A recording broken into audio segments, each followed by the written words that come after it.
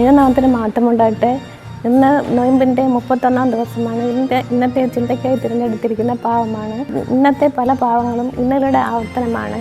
പാവത്തിൻ്റെ സൂചനകൾ പലതവണ നമ്മളുടെ മുന്നിൽ വന്നിട്ടും അത് കാണാതെ നടക്കുന്നതും, ചുവന്ന കാർഡിൽ നിന്നും മഞ്ഞ കാർഡിൽ നിന്നും പഠിക്കാത്തവരും, അതിൽ നിന്നും പിന്തിരിയാൻ ആഗ്രഹിക്കുന്നില്ലെങ്കിൽ അഗാധമായ കരുത്തത്തിലേക്ക് വീഴും. പാവം ഒരു ശീലമായ അതിൽ നിന്നും പിന്തിരിയാൻ ഒരിക്കലും സാധിക്കുകയില്ല. പാവത്തിന് അനവധി മുഖങ്ങളുണ്ട്. പാവത്തെ നിർവചിക്കാൻ അസാധ്യമാണ്. പാവത്തെക്കുറിച്ച് 2 ചിന്തകൾ നമുക്ക് ധ്യാനിക്കാം. ഒന്നാമതായി, മോഹം പാവത്തെ പ്രസവിക്കുന്നു. നന്മയുടെ വേഷം ധരിച്ച പാവം എപ്പോഴും പ്രലോഭിച്ചുകൊണ്ടിരിക്കും. തിന്മയുടെ ഫലങ്ങൾ എന്ന് പറഞ്ഞാൽ മധുരം പുരണ്ട വിഷം എന്ന പോലെ നമ്മളെ ആകർഷിച്ചുകൊണ്ടിരിക്കും. അതിന് ഉത്തമ ഉദാഹരണമാണ് ഹവ്വയോട് തോട്ടത്തിൻ്റെ ഫലം തിന്നരുതെന്ന് പറഞ്ഞ ഫലം തിന്നുകയും അതോടെ പാവത്തിൽ നിന്ന് അടിമപ്പെടുകയും ചെയ്തു. അപമാനവും ലജ്ജയും ഉണ്ടായി.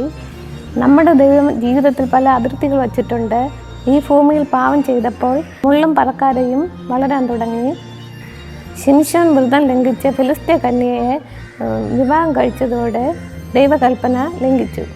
ശിംശോൻ വ്രതം തെറ്റിച്ച് ഫിലിസ്ത്യ കന്യയെ വിവാഹം കഴിച്ചതോടുകൂടി ദൈവത്തിൻ്റെ കോട്ടമൽ തകർന്നു.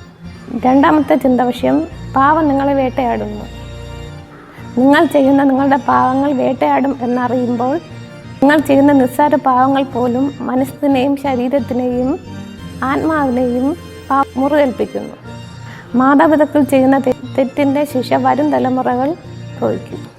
പൂർവ്വപിതാക്കന്മാരുടെ പാവങ്ങളാണ് പല കുടുംബങ്ങൾക്കും രോഗങ്ങൾക്കും സാമ്പത്തിക തകർച്ചയ്ക്കും ത്തിനും കാരണം.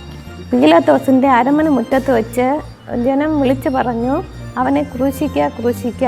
അതിന് പീലാത്തോസ് ജനത്തിൻ്റെ മുന്നിൽ വെച്ച് കൈ കഴുകി, ഈ നീതിമാൻ്റെ രക്തത്തിൽ എനിക്ക് പങ്കില്ല എന്ന് പറഞ്ഞു. നിങ്ങൾ തന്നെ നോക്കിക്കൊള്ളുവിൻ എന്ന് പറഞ്ഞു. ചില പാവങ്ങൾ പുളിച്ച മാവ് പോലെ പുളിച്ചുകൊണ്ടിരിക്കും. നമുക്ക് പാവത്തെ ത്യജിച്ച് പാവരഹിതരായി ജീവിക്കാൻ ഈ നോമ്പ് കാലഘട്ടത്തിൽ കഴിയട്ടെ എന്ന് പറഞ്ഞുകൊണ്ട് എൻ്റെ വാക്ക് ചുരുക്കുന്നു. ദൈവം നമ്മെ സമൃദ്ധി അനുഗ്രഹിക്കുമാറാകട്ടെ. ആമേൻ.